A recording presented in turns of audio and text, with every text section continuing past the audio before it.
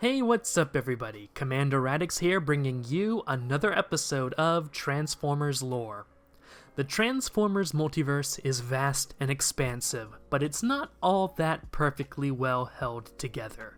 Plot holes are abound, but usually some comic or text story or Ask Vector Prime post ties up loose ends fairly neatly.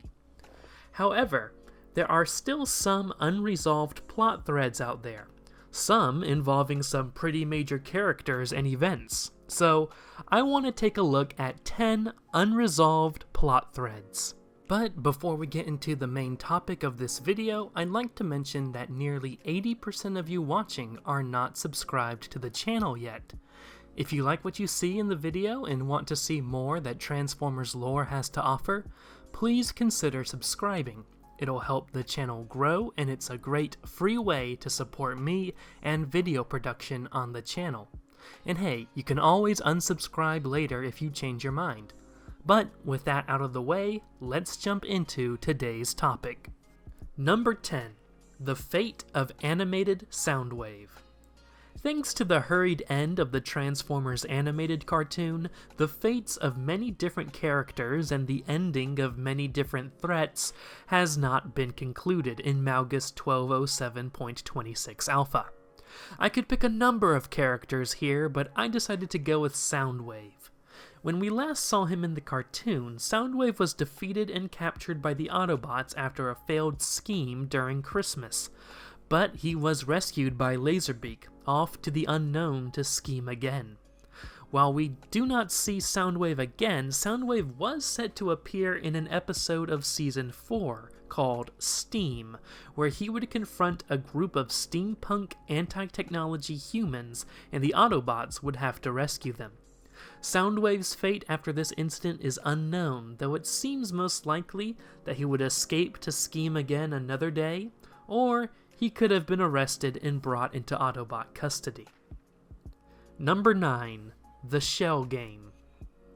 The Shell Game and its prequel, Ain't No Rat, are comics originally meant to be published by Dreamwave and take place in the continuity of Primax 984.17 Alpha, the USG-1 cartoon continuity. However, Shell Game number 1 was only released as a script, and the continuation of the story was never released. As per how Transformers canon works, the book is still considered to be canon, with a plot by the Maximal Razor Beast to foil the Predacon Magmatron's plan for building a Predacon army to usurp the Tripredacus Council. Magmatron's efforts cause Optimus Primal's Maximals leaving Earth after the Beast Wars to return to Earth before they can reach Cybertron, and it causes Megatron to break free from his restraints on Earth. Much of Shell Game was recycled in the first IDW Beast Wars continuity, with many of the same plot threads used. That doesn't change the fact that this story is canon to the main Beast Wars story, and it has not yet been explained how this addendum to the Beast Wars is resolved, with Megatron put back onto the same ship, and that ship returning on its trip back to Cybertron, where Megatron will break free again. Number 8. The Fate of Grand Scourge. Grand Scourge is an interesting character as he appears to be an altered Nemesis Prime from the RX cluster, trained by Unicron specifically to hunt down anyone who holds any type of matrix. That included Galvatron 2, an interesting character in his own right who happened to hold the creation matrix from Hot Rod of his home universe of Primax 490.0 Gamma. During a massive battle in Primax 785.06 Alpha, the two agents of Unicron struggled over the creation matrix until Mega Empress of that universe knocked them off Cybertron into a multi-dimensional space rift. Based on the fact that he no longer possesses the Matrix in his first universe-hopping appearance in the Marvel Transformers comic, the most sense of Galvatron 2's timeline is that when he hopped universes from his home universe to the Marvel timeline, he may have accidentally ended up in the Japanese G1 cartoon timeline first, before returning to where he originally was supposed to go after falling into the multiverse portal. So, we know what happened to Galvatron 2. We don't know what happened to Grand Scourge, however. He must have managed to either destroy the creation matrix or at the very least taken it off Galvatron 2's hands, but Grand Scourge never shows up again after falling into that portal. Was there a struggle where Galvatron 2 had enough time to kill Grand Scourge, but not enough time to take the matrix back? Did Grand Scourge end up being spit out into another universe in time? Did he fall out of space-time into the hellish world of the Bleed to be torn apart by the Elder Gods like Ramjet, another servant of Unicron? We may never know. Number 7. The Time Travel Pool. Now this is a weird one. In the universe of Primex 1005.19 Gamma, or the IDW Hasbro universe, specifically in G.I. Joe number 16 from the 2011 series, the conclusion to the Deep Terror story arc, deep inside Cobra Section 5, ran by Dr. Mindbender, Mindbender manages to escape a cave-in following his defeat at the hands of G.I. Joe. Despite being far underground, he notices a light that shows him a pool of his theoretical abelium element. In that pool are trilobites, an extinct animal from over 251 million years ago. Mindbender laughs as he discovers the element he had been searching for all along, an element that can bend time itself. It never comes up again. In the next issue, the more pragmatic and down-to-earth Cobra Commander arrives and criticizes Dr. Mindbender for spending billions of dollars to construct the facility. Mindbender insists that the facility should be repaired, but Cobra Commander does not give him a chance to speak, killing Mindbender's men and informing Mindbender that he will be used for more practical uses. There is a whole pool of an element that can bend time in the IDW Hasbro universe, and nobody is doing anything with it. Number 6. The Fate of the Precursor World. Recent Transformers releases have revealed that, before Primex 785.06 Alpha, there was another universe that Primus resided in. However, an incident takes place, and that reality will be destroyed before another Big Bang starts a new universe, the main Primex 785.06 Alpha, or the Japanese G1 cartoon universe, in its place. Originally, Primus intended on destroying the Precursor world, but he was convinced later not to do it, due to the actions of a time-traveling Optimus Prime. Various Transformers from throughout time and the multiverse will come to this Precursor world to protect it. The main problem is we know that the Precursor world must die so that the Japanese timeline can be born. We know that Primus and Primacron will be the only survivors of this reality. But how exactly will this universe die? And will everyone actually die? That's a pretty big problem, especially considering that one of the members of the Primus Vanguard in this universe is Japanese G1 Megatron, who has turned over a new leaf.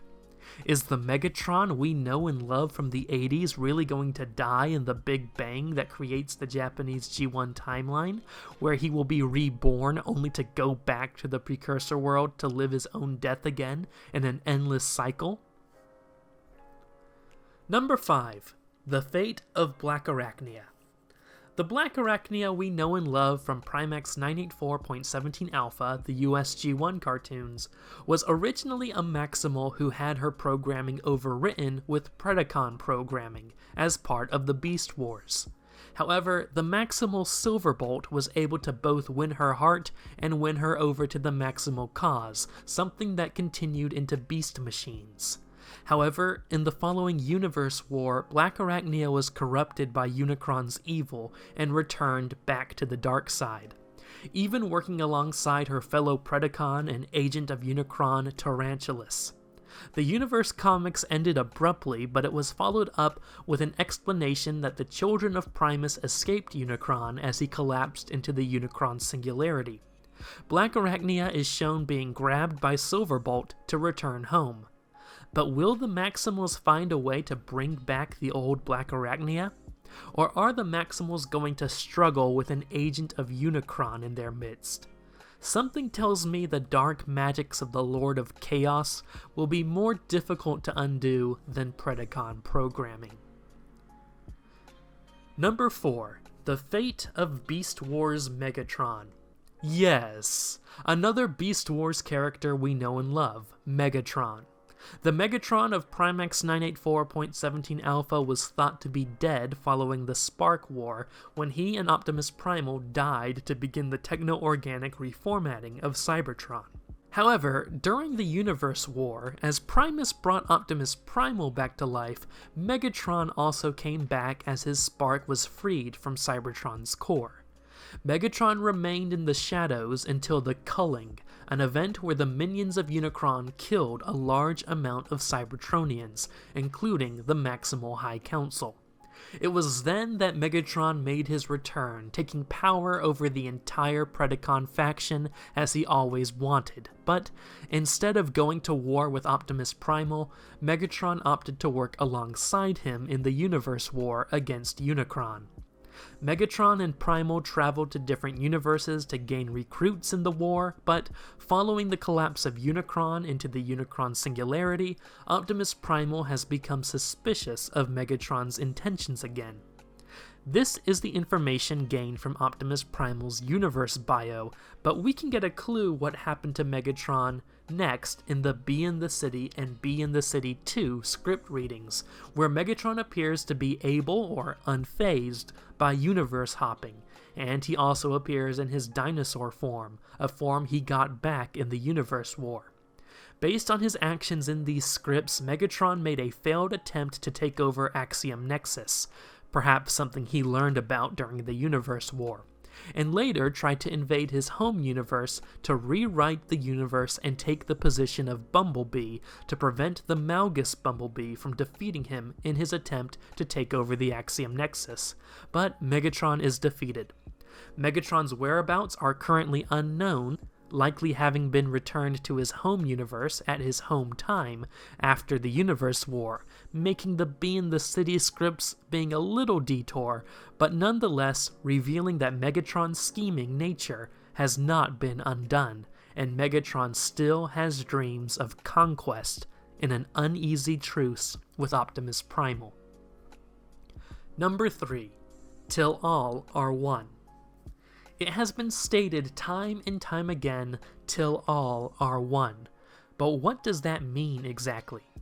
Based on dialogue from Regeneration 1, Primus's original plan was to bring all of his universes and creations together into one optimum universe created from the best parts of the other universes. However, a combination of issues makes this huge tagline from Transformers actually impossible, such as Rodimus breaking the 0 point, the theoretical point where all were one, as well as the Shroud dividing the multiverse even finer and sharply than it was before. It is now impossible for all to become one, and it makes hearing the phrase "till all are one" sting just a little bit more, knowing that it will never be. Number 2. The Shroud Research Teams. When the Shroud was coming down upon the multiverse, there were several groups undergoing research and making attempts to cut through the Shroud to make contact with the other universes.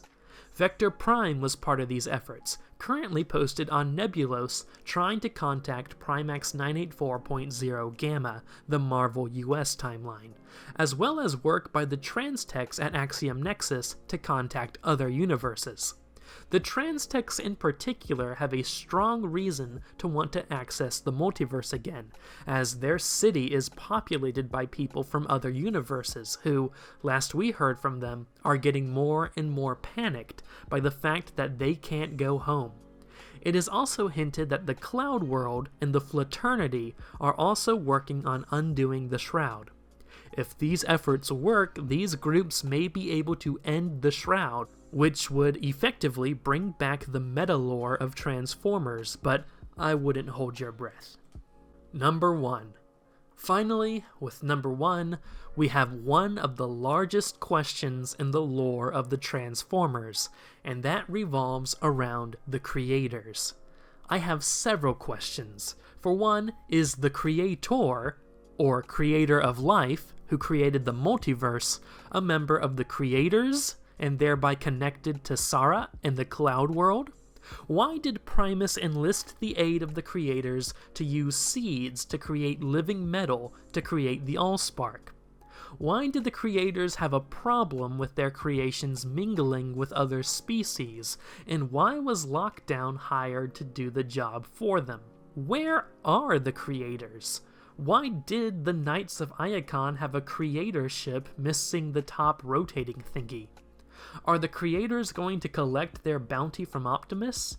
Is the pink creator hand the hand of an actual creator, or an alien race contracted by the creators to harvest living metal?